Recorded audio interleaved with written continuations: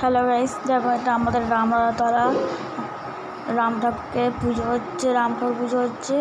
তোমার এবার দেখতে থাকো। এই ঠাকুরের ভিডিওটা ভালো লাগলে লাইক শেয়ার কমেন্ট করবে। এটা কত ভিড়।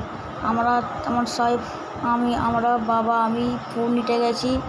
জয় হনুমানজি জয়। এখন রাম ঠাকুর পাশে হনুমানজি ঠাকুর। একটুখানি দেখতে থাকো।